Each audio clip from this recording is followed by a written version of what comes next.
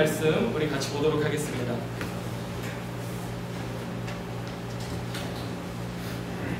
자, 빌립보서 4장 11절로 13절의 말씀입니다. 빌립보서 4장 11절로 13절의 말씀 우리 같이 합독하도록 하겠습니다. 자, 빌립보서 4장 11절로 13절 다 찾으셨으면 아멘 하시기 바랍니다. 네, 아멘 소리가 작아서 아직 좀 더 있겠습니다. 다 찾으셨습니까? 자, 우리 11절부터 13절까지 읽습니다. 시작. 내가 궁핍함으로 말하는 것이 아니라 어떠한 형편에든지 나는 자족하기를 배웠노니 나는 비천에 처할 줄도 알고 풍부에 처할 줄도 알아. 모든 일 곧 배부름과 배고픔과 풍부와 궁핍에도 처할 줄 아는 일체의 비결을 배웠노라. 내게 능력 주시는 자 안에서 내가 모든 것을 할 수 있느니라. 아멘. 네, 오늘 우리 김유신 선교사님은 저와 또 아내 은사님이기도 하시고 저희들의 인생에 큰 영향을 주셨던 선교사님이신데 오늘 이렇게 영적인 부모님 같이 오늘 또 예배에 참여해 주셔서 제가 말씀을 부탁드렸습니다. 오늘 말씀을 통해서 큰 은혜 받으시기 바랍니다. 나오실 때 박수로 환영해 주시기 바랍니다.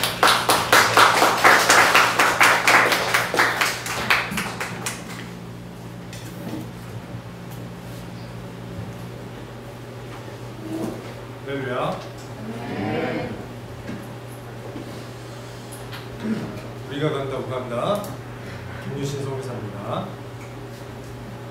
이거 하나씩 좀 나눠 주시겠어요? 네. 우간다 소개를 좀 드리려고. 우간다가 어디인지 잘 모르시잖아요. 그렇죠? 아시는 분들은 아시겠지만 보시면 영웅본 세계선교 우리가 간다 우간다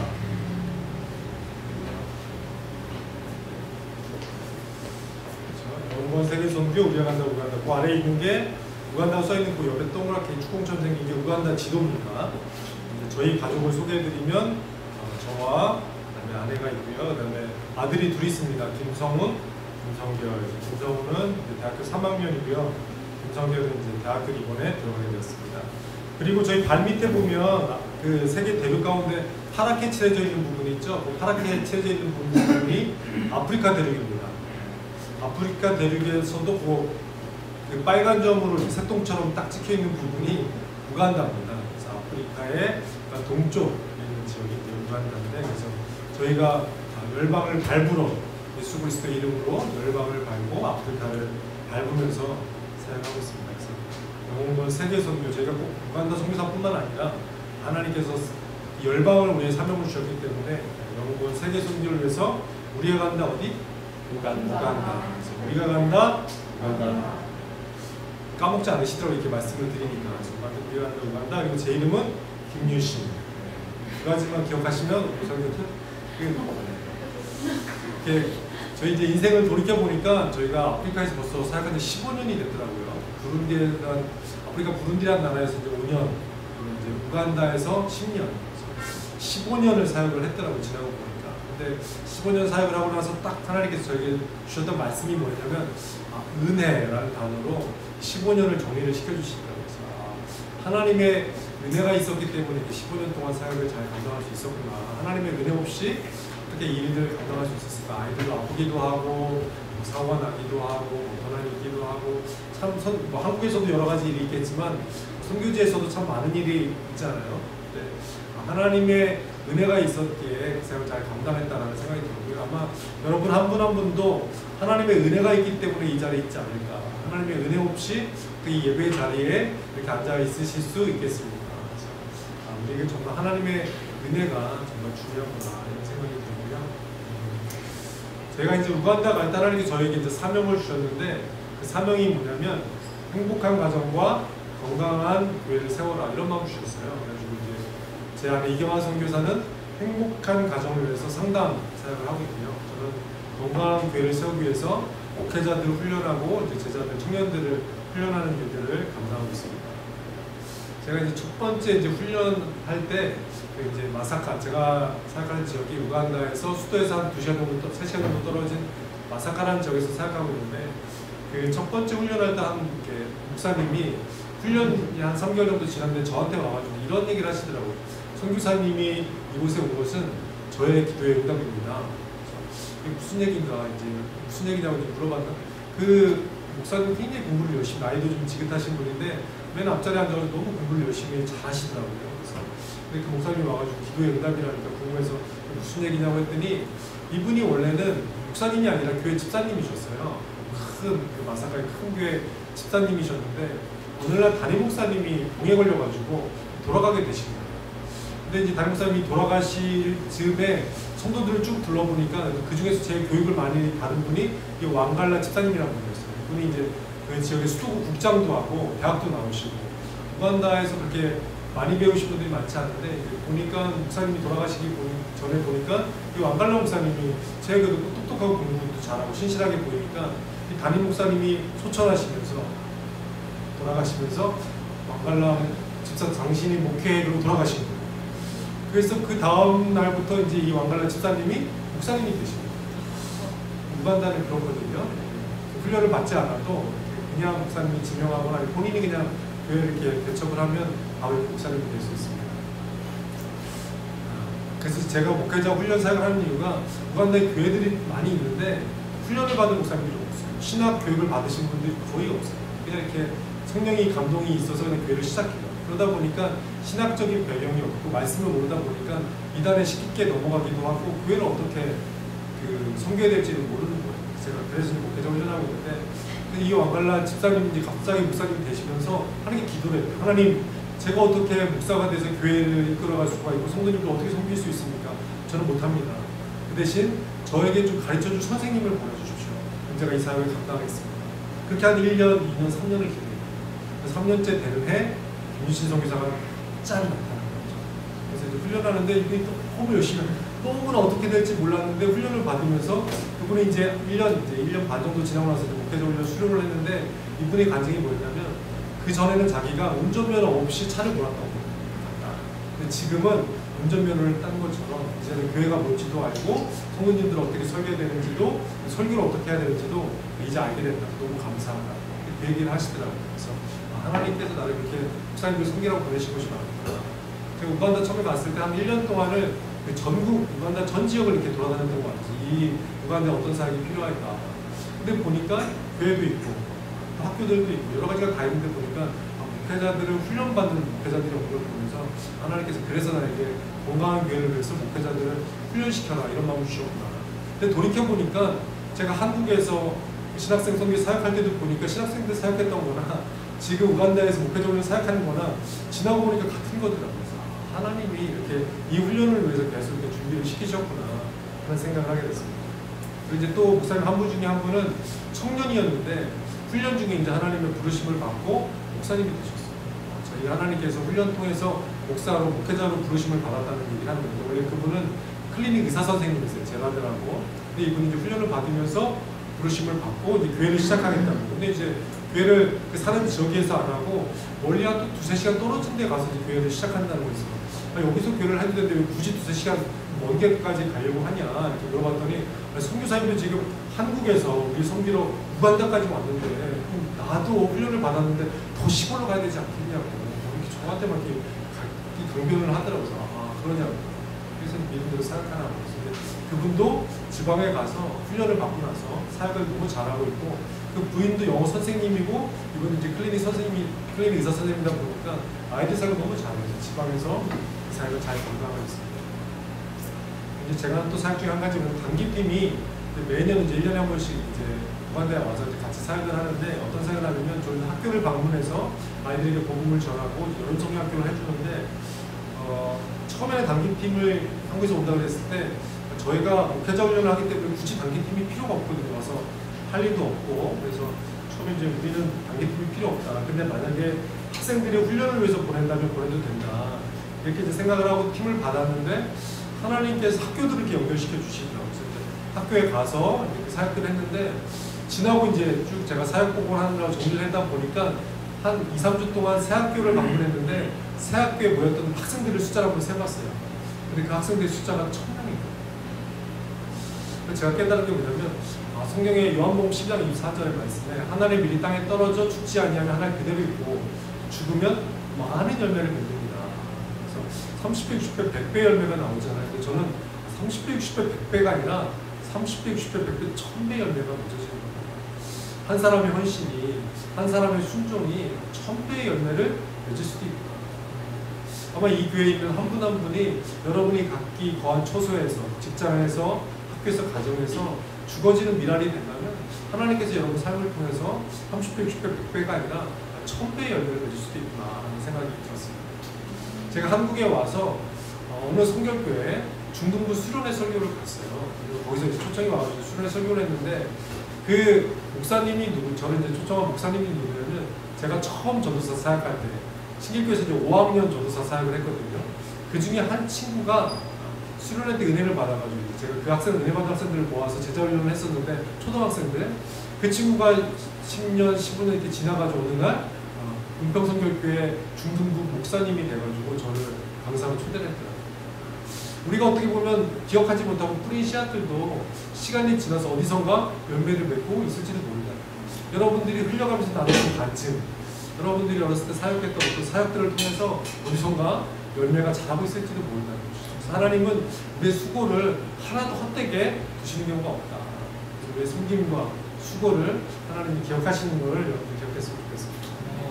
제가 좋아하는 말이 있는데 선교를 굉장히 어려워하시다. 참 대단하세요. 어떻게 아프리카에서 저는 이 한국에서 사실 여러분이 더 대단하신 것 같아요. 물가도 비싸고 집도 이렇게 비싸고 이러면서 어떻게 사시나. 근데 말씀에 어느 교회 표에 보니까 이런 표가 있더라고요. 그리스도가 있는 가슴마다 선교사이고 그리스도가 없는 가슴마다 선교지이다. 여러분 마음속에 그리스도가 있으십니까? 여러분 다 선교사세요. 여러분 주변에 여러분 가족 가운데 친구 가운데 여전히 예수님을 모르는 그리스도가 없는 가슴이 있다면 거기가 여러분의 선교지인 줄로 믿습니다. 예수 그리스도가 있는 가슴마다 선교사예요. 저희만 선교사가 아니라 여러분 모두가 하늘나라부터 이곳으로 파송받은 선교사이고 우리 주변에 여전히 예수님을 모르는 사람이 있다면 그 사람들이 여러분의 선교지인 줄로 믿습니다. 제가 이제 이렇게 사역을 잘 감당하다가 이제 안식년을 맞이해서 한국에 들어오기 전에 하나님께 기도하는데 하나님이 두 가지를 말씀해 주셨어요. 그게 뭐냐면 첫 번째는 안식년 들어가기 전에 사도행전을 1000번 읽어라. 이런 마음을 주셔가지고 오기 전에 사도행전을 1000번 읽었어요. 두 번째는 어떤 걸 주셨냐면 기도하는 가운데 하나님 환상을 하나 보여주셨어요. 환상이 뭐냐면 기도하는데 보석을 막 이따시만한 굉장히 큰 보석을 이렇게 딱 보여주시면서 한두 개가 아니라 굉장히 여러 개를 보여주시면서 이 보석을 네가 한국에 가면 내가 너에게 주겠다 이렇게 말씀하시는 거예요. 그래서 하나님께서 이 보석을 선교사한테 선물로 주실 일은 없고 숨겨진 의미가 있을 텐데 그래서 여쭤봤어요. 하나님 이 보석이 무엇입니까? 그랬더니 네가 한국에 가서 만나게 될 사람들이 보석이다 라고 말씀해 주시더라고요. 제 눈에는 여러분 한 사람 한 사람이 보석으로 보입니다. 옆 사람한테 인사 한번 해볼까? 당신은 하나님의 보석입니다. 당신은 하나님의 보석입니다. 어떻게 보면 우리는 우리 스스로를 보석처럼 생각하지 않을 수도 있어요. 내가 무슨 보석이야.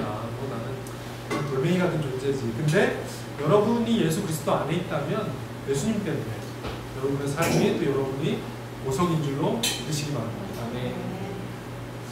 빌립보서 4장 1절에 보니까 이런 말씀이 있더라고요. 그러므로 나의 사랑하고 사모하는 형제들, 나의 기쁨이여 멸류관에 사랑하는 자들아, 이와 같이 주 안에 서라. 사도 바울이 그렇게 말해요. 당신들은 나의 기쁨이고 나의 멸류관입니다. 좀 예수님도 그렇게 말씀하셨을 것 같아요. 너희들은 나의 기쁨이고 나의 멸류관이다. 나의 보석이다. 말씀을 믿으시기 바랍니다. 근데 이제 한국에 와서 하나님이 또 보석에 대한 환상을 다시 한번 보여주셨어요. 뭐였냐면 제가 이제 한국에 와서 이제 청년들, 단기팀마다 청년들을 이렇게 같이 만나서 교제하는 시간이 있었는데 이 청년들이 이 코로나 기간 동안 너무 힘들었더라고요. 수련회를 준비하는 그 기독 학생의 임원들은 이 만나서 회의를 해야 되는데 줌으로 막 회의를 하다 보니까 의사소통이 안 돼가지고 막 싸우기도 하고 힘들기도 하고 또 학교가 그 20학번인가요? 20학번들은 한국에서는 저주학번이라고 그러더라고요. 학교를 뭐 2년 동안 다녀보지도 못하고 그 동기들끼리 얼굴도 잘 모르고 신학교는 말도 할 수 없겠죠. 지금 신대원 2년 동안 지금 수업을 못하고 대면으로 하면 교재가 필요하고 영성 훈련이 필요한데 이제 그 청년들이 모여서 막 힘든 얘기를 하는 거예요. 정말 코로나 때문에 집이 부모님이 하시는 사업이 어려워져가지고 휴학하게 되고 휴학하는 동안 알바하게 되고 알바하면서 여러 가지 어렵기도 하고 근데 이 친구들이 막 이렇게 어려운 이야기를 듣고 제 가슴이 아프더라고요. 참 그런데 많이 했다. 그런데 갑자기 하나님께서 제 눈을 열어가지고 환상을 하나 보여주시는 게 뭐냐면 탁 눈을 열어 보여주시는데 이 한 사람 한 사람이 사람으로 안 보이고 보석으로 보여요. 근데 보석인데 그냥 보석이 아니라 원석으로 보여요. 아직 다듬어지지 않은 원석. 근데 어려운 이야기를 막 이 지체들이 나누는데 하나님의 손이 쫙 나와가지고 이 사람들을 보석처럼 다듬기 시작해요. 그러면서 이렇게 어떤 사람을 보니까 한 반쯤 다듬어진 보석, 어떤 친구는 작은데 막 다듬어지고 있는 보석, 어떤 친구는 잘 다듬어진 보석. 하나님께서 그때 제 마음에 주신 게 뭐냐면 환난과 어려움과 고난을 통해서 내가 이들을 보석으로 다듬고 있다. 욥기에 이런 말씀이 있죠. 그가 나를 단련하신 후에는 내가 정금과 같이 지나고 보니까 이런 연단과 고통과 어려움의 시간들이 그냥 지나가는 시간이 아니라 하나님이 우리들 한 사람 한 사람을 정말 그리스도의 형상으로 빚으시는 시간이었구나 이렇게 정리가 됩니다. 그 말씀 또 야고보서 1장 2절에 보면 내 형제들아 너희가 여러 가지 시험을 만나거든 온전히 기쁘게 여기라. 왜? 이 시험과 환난을 통해서 하나님께서 우리를 정금과 같이 우리를 온전하고 구비하여 조금 더 부족함이 없는 사람으로 만들어주신다는 것이죠.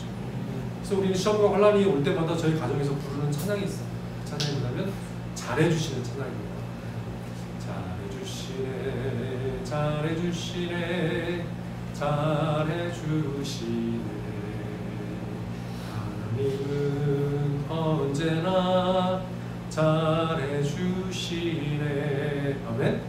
아멘이십니까? 네. 주님은 24시간 365일 한순간도 빠짐없이 우리들을 잘해주고 계시죠. 그래서 저희가 이제 주일날 사역하고 돌아오면 그 도둑 형제님들이 저희들 집에 신방에 와서 필요한 것들 가져갔어요. 저희가 이제 아내랑 저 손잡고 잘해주시네 잘해주시네 잘해주시네 개밥그릇도 가져가고 길거리 청년들이 많아요. 길거리 아이들이. 그래서 막고 저희가 그때는 담이 제대로 안 돼 있고 나무를 이렇게 용기들이 있거든요. 옆집하고 그러니까 거기에 땅을 파가지고 이제 집으로 들어와가지고 타이어 이렇게 쓰다 남은 거 그것도 가져가고 개밥그릇도 가져가고 필요한 것들을 그 맨홀 뚜껑도 쇠잖아요. 이것도 고물로 팔면 돈이 되니까 이것도 이제 들고 가기도 하고. 저희 아이가 이제 첫째 아이가 대학에 떨어졌어도 저희가 잘해주시네 잘해주시네 병이 걸려도 잘해주시네 잘해주시네 다 잘해주시는 거죠. 믿으십니까? 왜냐하면 내 형제들아 너희가 여러 가지 시험을 만나거든 온전히 기쁘게 여기라. 왜냐하면 그 시간이 하나님 우리를 다이아몬드로 다듬는 시간이기 때문에. 한국에 와서 보니까 코로나를 통해서 하나님께서 엄청 한국 교회와 성도님들을 다듬으셨대요. 제가 어디 한 신우에 가서 설교를 했는데 그 회사 직원들이 1000명이었대요. 근데 코로나 때문에 700명으로 줄어든 거예요. 그 회사 하시는 분들은 이 코로나가 한 6개월 정도 하고 멈출 줄 알았대요. 근데 이게 2년 반 이렇게 길어지니까 너무 힘들었단 말이에요. 막 인원들을 줄이고 직원들을 줄였는데 그리고 나서 코로나가 나아지니까 빨리 회복이 될 줄 알았대요. 떨어질 때는 급속도로 떨어졌는데 회복은 굉장히 더디다고. 너무 힘들다고. 그래서 기도해달라고. 제가 이 말씀을 마지막에 나눴죠. 너희가 여러 가지 시험을 만나거든 온전히 뭐하라? 기도해라. 잘해주시는 거예요. 제가 한국에 와 있는데 어떤 자매한테 카톡이 왔어요. 카톡으로 카카오페이로 이제 뭐가 들어왔어요. 그러니까 3만 원이 도착했습니다. 그러더라고요. 보통 후원금은 후원 계좌로 이제 카카오페이를 안 오잖아요. 그래서 제가 그 자매한테 카톡을 물어봤는데 무슨 일이냐고 그랬더니 그 자매가 이제 몸이 안 좋아서 회사를 그만두고 여러 회사를 이제 지원하고 있던 참이었는데 항상 끝까지 올라가는데 끝에서 떨어지는 거예요. 근데 그날 이제 와가지고 무슨 헌금이냐고 그랬더니 무슨 돈이냐고 그랬더니 인터뷰 불합격 감사원금 드립니다. 인터뷰 합격? 네. 인터뷰 불합격 감사원금 드린 겁니다. 그렇게 저한테 왔더라고요. 제가 인터뷰 불합격 축하드립니다. 주님이 잘해주셨습니다. 근데 그 자매가 그렇지 않아도 잘해주시는 찬양하고 있었습니다. 할렐루야. 근데 제가 이 얘기를 서로 이렇게 주고받는데 다시 이제 카톡을 이렇게 보면서 너무 가슴이 뿌듯한 거예요. 와, 이런 믿음의 대화를 나눌 수 있다. 인터뷰 불합격 감사원금입니다. 암 진단 확정 감사원금입니다. 주님이 잘해주셨습니다. 할렐루야. 이러면 믿음의 대화를 이렇게 저희 마음이 막 이렇게 기쁜데 하늘을 이렇게 쳐다봤어요. 근데 보니까 위에서 예수님은 춤을 추고 계시더라고요. 오직 의인은 믿음으로 말미암아 삽니다. 믿음이 없이는 하나님을 기쁘시게 못한다. 하나님 계신 것과 상 주시는 자이심을 믿어야 하십니다. 아멘. 믿음 없이는 하나님을 기쁘게 드릴 수 없죠. 근데 우리 그리스도인들이 좀 믿음의 수준을 좀 높여서 이렇게 좀 대화했으면 좋겠다는 생각이 듭니다. 오늘 가게 앞에 써 있었대요. 코로나 때 폐업 감사일. 그동안 저희 가게를 사랑해 주셔서 여러분 감사드립니다. 하나님의 은혜로 잘 가게를 운영하다가 코로나 어려움이 있어서 닫게 됐습니다. 그래서 이날 몇 달 며칠 날 코로나로 인해서 폐업 감사 예배를 드리게 됐습니다. 주변에 계시면 참석해서 함께 예배드리면 감사하겠습니다. 창업 감사 예배? 아니죠, 뭐요? 폐업 감사 예배. 많은 사람들이 코로나 때문에 원망불평을 굉장히 많이 하더라고요. 목사님들도 만나서 얘기하다 보면 코로나 때문에 너무 교회가 어렵고, 코로나 때문에 장사가 어렵고, 코로나 때문에 회사가 어렵고, 그렇게 다들 얘기할 때 우리는 주님이 잘해주시네. 왜? 믿음의 눈을 보면 하나님이 한순간도 우리에게 잘해주시지 않은 적이 없으시다는 거죠. 아멘. 제가 이제 그렇게 이제 도둑 형제님들이 몇 번 이렇게 다녀갔었는데 크게 한 번 다녀가신 일이 있으셨어요. 제가 케냐에서 이제 아이들이 뭘 이제 사고 교제도 이제 받아오고 있는데 제가 이제 훈련시킨 현지 목사님한테 전화가 왔어요. 우리 집에 도둑이 들어가지고 다 훔쳐가지고 지금 집에 아무것도 없다고 막 힘든 얘기를 하길래 어떡하냐. 그래도 주님이 계획이 있을 거다. 주님이 잘해주시니까 우리가 믿음 흔들리지 말자. 이렇게 위로해주고 있는데 그 목사님이 아니 우리 집이 아니라 송교사님 집이 다 털렸다고요. 자, 나는 이제 손을 잡고 뭐 하겠어요? 잘해주시네. 집에 와서 보니까 도둑이 이렇게 사다리를 거치고서 지붕을 뚫고 기와를 뚫고 안으로 들어와가지고 다 가져갔더라고요. 근데 이제 또 집 정리를 하면서 잘해주시는 찬양을 하는데 하나님께서 갑자기 찬양을 부르는 가운데 하나님의 은혜가 펑펑이 막 가슴으로 쏟아지는데 이 감격이 막 주체가 안 되더라고요. 근데 그때 하나님 저한테 주셨던 말씀이 뭐냐면 땅의 것이 사라지면 사라질수록 하늘의 것으로 내가 너를 채우겠다. 할렐루야. 땅의 것이 사라지면 사라질수록 하늘의 것으로 너를 채우겠다. 아멘이십니까? 네. 없어도 괜찮습니까? 그래서 제가 너무 감격이 돼가 주님 이런 은혜와 감격이 있다면 더 없어져도 됩니다. 할렐루야. 이런 거는 고백을 생각을 좀 하시면서 해야 돼요. 주님이 다 기억하고 계시다가 우리 믿음대로 해주십니다. 아니나 다를까 이제 한 번 또 저희가 이제 자꾸 잃어버리니까 중요한 거는 가지고 다녀야 되잖아요. 빌 프로젝트며 노트북이며 달러며 현금이며 이런 것들을 사역하러 갈 때 차에다 싣고 다니기 시작했어요. 중요하니까 잃어버리면 안 되잖아요. 이동식 카드며 아이들 사진 담겨있는데 그날도 이제 저희가 이제 지방사역을 마치고 돌아오는데 이제 배가 고파가지고 잠깐 이제 식당에 가서 밥을 먹고 나와서 차를 이제 키를 넣으려고 키가 안 들어가는 거예요. 이러지 그래서 이제 근데 문을 여니까 문이 열려요. 느낌이 싸하잖아요. 그래서 트렁크를 쫙 열었더니 캐리어가 5개가 있었는데 뒷목이 이제 가슴이 막 그때 이제 가슴에다 손을 얹고 잘해주시네 좀 마음이 아프더라고요. 왜냐면 다른 물건들은 도둑 맞으면 사면 되잖아요. 근데 그거는 살 수 있는 물건이 아니거든요. 왜냐면 아이들 어렸을 때부터 찍어놨던 사진이 들어있던 이동식 카드, 그리고 제가 여태까지 사역했던 PPT, 목회자 훈련했던 모든 자료들이 들어있던 노트북과 이동식 카드와 빔 프로젝트 다 없어지고. 그래서 이제 제가 훈련시킨 목사님, 원래 이제 그 다음 주에 목회자 훈련이 정해져 있었는데 목사님한테 이제 메시지를 보냈어요. 제가 길에서 도둑을 만나가지고 다음번 목회자 훈련을 좀 연기해야겠다고, 기도해달라고. 그때도 뭐 잘해주신 찬양하니까 마음이 좀 정리가 되긴 하더라고요. 그래서 집에 와서 할 게 없잖아요. 목회자 훈련도 할 수가 없고 아무것도 없으니까 성경을 읽기 시작했습니다. 창세기부터 계시록까지 일주일 동안 말씀만 읽었어요. 딱 성경을 봤는데 하나님이 하박국 3장 17절 18절 말씀을 뚝 떨어뜨려 주시더라고요. 그 말씀이 뭐냐면 여러분 잘 아는 찬양인데 와 남은 잎이 마르고 포도 열매가 없으면 감람나무 열매 그치고 마치 식물이 없어도, 이런 찬양 조심해서 불러야 됩니다. 찬양하다가 그렇게 되는 수가 있습니다. 그럴지라도 나는 여호와로 말미암아 즐거워하며 나의 구원의 하나님을 말미암아 기뻐하리로다. 이 말씀을 딱 주시면서 네가 없고 없을지라도 여호와 하나님 한 분만으로 만족할 수 있다. 그 찬양 있잖아요. 주님 한 분만으로 나는 만족해. 진짜로? 과연 다 없어지고 심지어 공간까지 없어질지라도 여호와 하나님 한 분만으로 만족하실 수 있습니까? 하나님은 그거를 원하시대요. 그러면서 제가 깨닫게 된 게 뭐였냐면 그 전까지는 제가 주님을 의지해서 사역한 줄 알았었어요. 주님을 의지해서 살아온 줄 알았었어요. 선교지에서. 근데 제 지식과 경험과 제 힘과 능력과 사역 자료들 가지고 사역해왔다. 다 없어지니까 공황 상태가 됐었는데 하나님은 그때부터 일하기 시작했어요. 제가 목회자 훈련하는데 저희 목회자들이 하나님이 산 증인으로 세워주시더라고요. 노동 맞았을 때며 그리고 집 벽이 무너졌을 때며 다 제가 보고를 누구한테 받냐면 제가 훈련시킨 목사님들한테 그 보고를 다 받았어요. 그래서 목회자 훈련하러 가서 이런 얘기를 합니다. 하나님 너무 잘해주셨다고. 선교사가 나눠주러 왔는데 도형제님들이 와서 알아서 챙겨가니까 얼마나 감사하냐. 저는 가만히 아무것도 안 하고 구제사역을 그냥 막 하고 있다. 주님 너무 잘해주신다. 처음에 이제 무슨 말인지 못 알아듣더라고요. 현지 목사님. 그게 아니라 하나님 너무 잘해주셔가지고 필요가 있는 사람들 우리 집에 와서 필요한 걸 챙겨가니까 얼마나 감사하냐. 나는 이 코로나 시대에 선교사님들이 구제사역하려고 바쁜데 나는 가만히 앉아서 구제사역을 너무 잘하고 있다. 할렐루야. 오직 의인은 믿음으로 말미암아 살리라. 근데 처음에는 이렇게 좀 헷갈려했던 목사님들이 제가 믿음으로 사는 삶을 따라오기 시작합니다. 저희가 무슨 얘기를 하냐면 저희 목회자들 기도 모임 하면 기도 제목 못 나누냐면 돈이 없어서 먹을 게 없습니다. 돈이 없어서 아이들 학교를 못 보냅니다. 이런 얘기들은 나누고. 근데 제가 참 선교사로서 그런 얘기 들으면 얼마나 가슴이 아파. 좀 도와주고 싶은데 한둘이야지 뭘 도와주죠.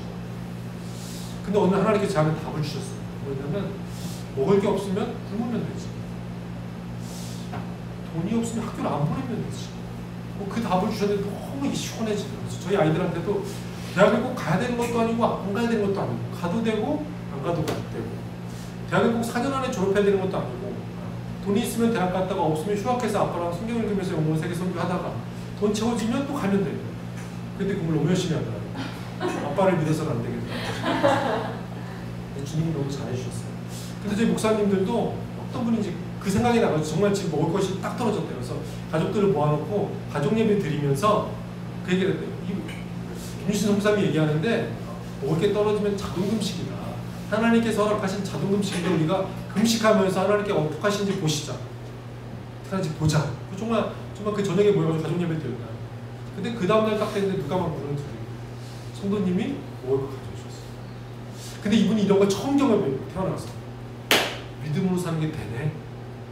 오직 의인은 믿음으로 말미암아 살리라 했는데 이게 되네. 믿음으로 살아지네. 근데 코로나 기간 동안 8개월 동안 교회문을 닫았거든요. 우간다에 코로나가 심해져가지고 목사님들 어떻게 생계를 유지할 수 있겠어요?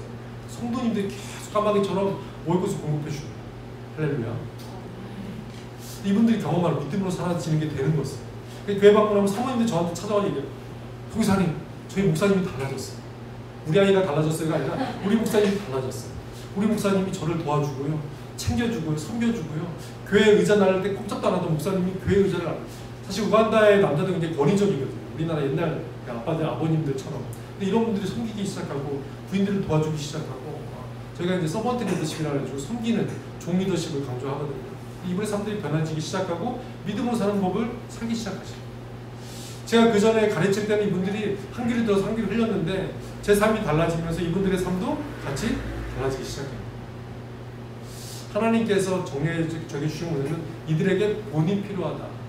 믿음으로 사는 삶의 본이 필요한데 내가 너를 사랑하고 있다. 할렐루야. 주님이 이런 식으로 너무 잘해주시더라고요. 근데 이제 한국에 와서 이제 저희 둘째가 이제 대학교를 가야 되는데 대학교는 여러 군데 지원을 했어요. 지원했는데 한 군데에서 이제 합격이 됐어요. 합격이 됐는데 학비가 너무 비싸잖아요. 미국은 학비가 65,000불이에요. 모르고 이제 지원했는데 알고 보니까 거의 그 학교가 좀 비싼 학교였었어요. 65,000불이었는데 장학금 25,000불 받았어요. 그럼 얼마가 남아요? 4만 불 남죠. 선교사한테는 장학금 25,000불 받아도 4만 불이 큰 돈이죠. 거의 뭐 5천만 원, 6천만인데 저희 그걸 어떻게 내겠어요? 그래서 이제 제 둘째한테 한번 학교에 편지를 써봐라. 아빠가 선교사인데 혹시 좀 더 배려해 줄 수 있지 않냐고. 그렇게 하면 또 이제 장학금을 추가로 주는 학교들도 있거든요. 그래서 첫째 같은 경우는 이제 그렇게 지원을 해서 추가로 장학금을 또 받기도 했었어요. 근데 이제 막 편지를 써서 이제 보냈는데 엄마가 답이 왔어요. 뭐라고 하냐면 우리 학교는 국제학생에 대해서 더 이상 장학금 지원이 없습니다. 그래서 그럼 이 학교가 아닌가 보다 다른 학교 기다리면 되지 뭐 이러고 있는데 다시 이제 그 학교에서 메일이 왔어요. 뭐라고 하냐면 한국 사람이 우리 학교에 국제 학생들에 대한 자학금 없는데 한국 학생 자학금 있다는 거예요. 할렐루야. 저는 이런 얘기를 처음 들어봤어요. 한국 학생 자학금이다. 보니까 허자학금이라는 자학금인데 뭐냐면 거기를 졸업한 그 학교를 졸업한 한국인 기업인이 있으시고 이 기업인이 한국 학생들을 위해서 재단을 만들어가지고 한국 학생들 지원해주는 거예요. 그래서 얼마를 줄지는 우리가 회의에 보고 3개월 후에 다시 답을 주겠다. 이거 이제 뭐 저희가 이제 3개월 이제 기도하면서 기다렸죠. 근데 3개월 후에 답이 딱 왔어요. 저희가 얼마가 부족했다고 그랬어요? 4만 불. 근데 얼마가 자금 들어왔을까요?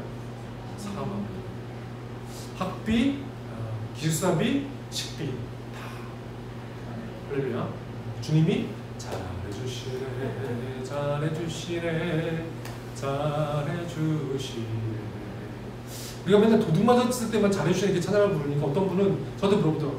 이번 저희 아들이 사법고시 합격했는데 이거는 주님이 잘해주신 거 아닌가요? 그것도 잘해주시는 거죠. 이것도 잘해주시는 것도 잘해주시는 거죠. 주님이 다 잘해주시는 거죠. 그래서 최근에 이제 제가 이게 정리가 된 게 뭐냐면 도둑을 맞고 가족들이 말라리아에 걸리고 아들이 대학에 떨어진 것도 주님이 잘해주시는 거고 하나님께서 저에게 건강을 주시고 또 아들이 4년 장학금으로 대학교를 가고 이런 것도 주님이 다 잘해주시는 거예요. 근데 어느 날 이제 기도하는데 하나님이 어느 교회에서 설교하고 나서 자리에 앉아서 기도하는데 하나님이 딱 어떤 깨달음을 주시고 뭐냐면 아이가 대학을 떨어지고 말라리아에 걸리고 집이 도둑맞고 이것과 내가 4년 장학금으로 너희 가족의 아이를 책임져 주는 거나 이게 내가 똑같은 수준으로 이게 잘해준 것이다. 이해가 되세요? 똑같은 수준으로 잘해준 거다. 어떻게 보면 가족이 아프고 문제가 생기고 사고 나거는 좀 이렇게 억지로 잘해주시는 거. 4년 장학금 받고 뭐가 잘 되는 거 그냥 너무 잘해주시는 거. 이렇게 믿어지잖아요. 근데 하나님께서 말씀해 내가 똑같이 잘해준 거다라고 말씀해 주시더라고요. 근데 묵상하는데 이해가 된다. 땅에서 볼 때는 병 걸리고 아프고 도둑 맞으면 안 잘해주는 거고 뭐 아들이 잘 되고 사업이 잘 되면 너무 잘해주시는 거잖아요. 근데 하늘에서 하나님이 우리 영혼을 중심으로 봤을 때는 도둑 맞고 대학교 떨어져서 옛사람이 벗어지고 새사람 입혀지는 이것도 잘해주는 거고 장학금을 4년 장학금을 받아서 땅의 것 염려하지 않고 하나님의 나라 삶을 위해서 더 집중할 수 있는 것도 주님이 잘해주시고 똑같은 수준으로 잘해주시고 푸른 초장과 쉴만한 물가와 사망의 음침한 골짜기가 똑같이 잘해주시고 그 시간을 통해 하나님께서 우리의 옛사람을 벗겨주시고 할렐루야.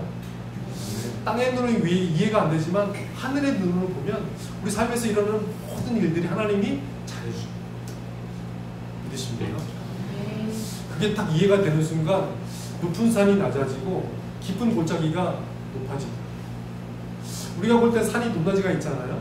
근데 위에서 보면 똑같이 평지예요. 우주에서 보면 지구가 표면이 둥글게 보이지 그게 뭐 높아야 얼마나 높고 낮아야 얼마나 낮았어요. 마찬가지 하나님의 시선에서 볼 때는 똑같이 우리에게 잘해주신다는 거예요. 근데 이게 깨달아지는데 마음이 울컥해지더라고요. 그러면서 하나님께서 말씀을 주셨습니다. 빌립보 4장 11절 말씀을 주시면서 똑같이 잘해준다라고 말씀하시면서 그것이 바로 일체의 비결이다. 말씀 한번 읽어볼까요? 빌립보서 4장 12절 말씀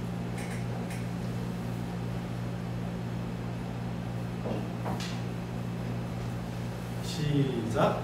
나는 비천에 처할 줄도 알고 풍부에 처할 줄도 알아. 모든 일 곧 배부름과 배고픔과 풍부와 궁핍에도 처할 줄 아는 일체의 비결을 드러내라. 그 일체의 비결이 뭐냐면 제가 아까 얘기했잖아요. 하나님께서 똑같이 잘해주시구나라고 하나님 딱 마음을 주시는데 제 마음의 변화가 일어나기 시작해서 이렇게 도둑 맞고 어려웠던 거, 병 걸렸던 어려운 시절들이 쫙 이렇게 낮게 보였던 것들이 쫙 올라오면서 이것도 주님이 잘해주시는구나. 그 하나님께서 여태까지 우리 가정 가운데 주셨던 것들도 주님이 잘해주셨던 거구나. 신길교회 장로님 중에 신원 에베네셀 장로님이 계세요. 그분이 저희가 이제 신길교회 파송인데 신길교회 후원을 받는데 저희가 올 때마다 신원 에베네셀에서 저희 옷을 공급해줘요. 이 옷도 신원에서 받아요. 먼저 그의 나라와 그의 의를 구하라. 그러면 이 모든 것을 너에게 더하시리라. 믿으십니까?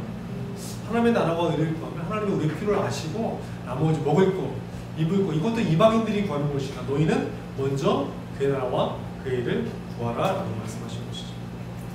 성경은 비천에 처할 줄도 알고 풍부에 처할 줄도 알아. 근데 저는 이게 말이 좀 다르게 들리더라고요. 비천에 처할 줄도 알고가 비천에 감사할 줄도 알고, 풍부에 처할 줄 알아도 풍부에 감사할 줄도 알고, 배부름과 배고픔, 풍부와 궁핍에도 감사할 줄 아는 일체의 비결을 배우노라. 도둑마저도 잘해주시네 잘해주시네. 우리가 아파도 사고나도 잘해주시네 잘해주시네. 비천에도 감사할 줄 알고 풍부에도 감사할 줄 알고, 이게 바로 일체. 사도 바울이 깨달은 것이 바로 이것입니다. 그러고 나니까 능력주 신자 안에서 내가 모든 것을 할 수 있느니라. 다른 말로 하면 이 모든 상황에서도 내가 하나님께 감사할 수 있느니라. 능력주 신자 안에서 내가 모든 것에 감사할 수 있느니라. 항상 기뻐하라, 쉬지 말고 기도하라, 범사에 감사하라. 한국에 오니까 제가 이 얘기만 하고, 한국에 오니까 큰일이야, 깜짝 놀랐네, 큰일 났어, 이런 얘기 많이 들었어요. 근데 어느 하나님이 다 큰일을 정리시켜 주시더라고요. 큰일은 예수 그리스도가 십자가에 죽으시고 벌하신 일 외에는 큰일이 없다 라고 딱 정리해주시고, 나머지는 다 뭐다? 범사다. 그럼 범사에 뭐 하면 돼요? 감사. 사고 난 거, 사업체가 망한 거, 병 걸린 거 다 뭐예요? 범사입니다. 범사도 다 예수 그리스도 십자가에 죽으시고 부활하신 일 외에는 다 범사면 나머지 다 범사. 사고 나고 병 걸리고 아프고 이런 모든 것들도 다 범사입니다. 뭐 하면 되죠?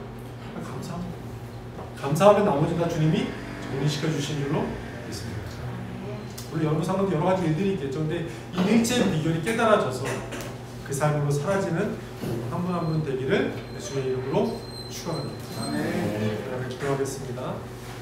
다윗 하나님 아버지, 이 어둠의 시대를 살아가고 험난한 고난의 시절을 살아가는 우리 한 사람 한 사람을 기억하여 주시기를 원합니다.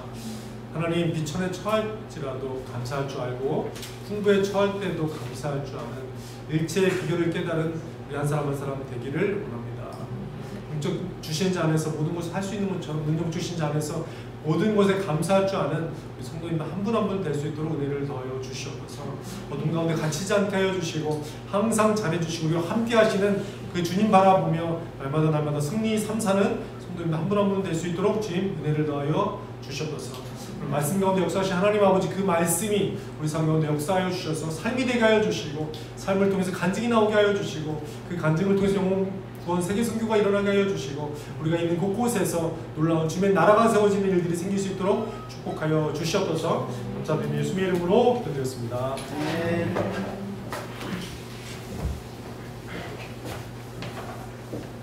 네, 감사합니다. 우리 교회여 일어나라 찬양하시면서 준비하신 예를 준비드리겠습니다.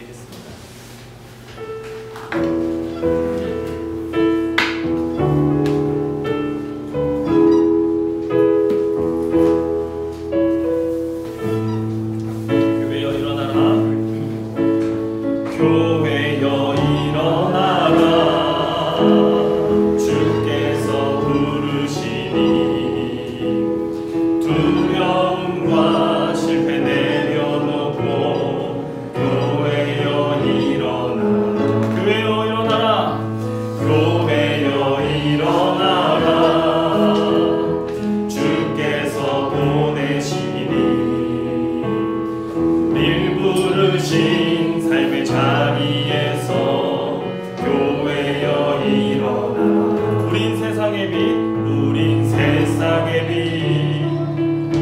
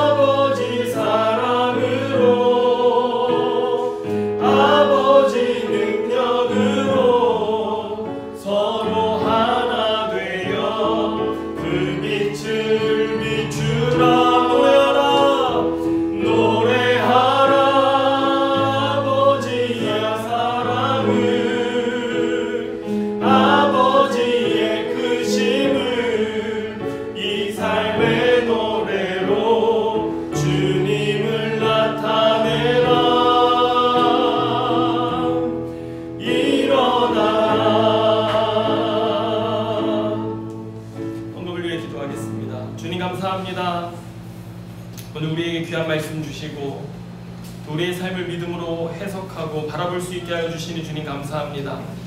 하나님, 우리에게 정말 일체 삶에 있어서 감사할 줄 아는 그 비결을 알게 하셨는데, 하나님, 우리가 범사에 감사하며 주님을 찬양하며 예배하며 믿음으로 살아가는 주의 백성들 다 되게 하여 주옵소서. 하나님, 그렇게 우리에게 베푸시는 하나님의 모든 은혜가 감사하여서 주님 앞에 여러가지 감사의 예물을 드립니다.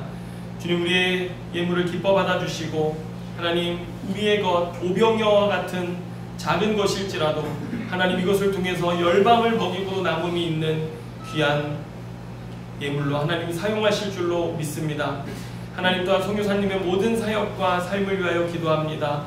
하나님, 우간다에서 정말 사역하시는 가운데 특별히 두 분 강건하게 하여 주시고, 또한 자녀들의 삶을 여기까지 인도하신 주님, 앞으로도 인도하여 주시는 임마누엘의 은혜가 넘치게 하여 주시고, 하나님, 또한 우리 교회도 정말 선교사님의 발자취를 따라서 또 주님의 복음의 사명자들로 감사함으로 또 주님이 부르신 그곳에 주님 한 분만으로 만족합니다. 믿음으로 나아갈 수 있는 믿음의 성도들 다 되게 하여 주시옵소서. 하나님, 우리 병약한 성도님들 계십니다.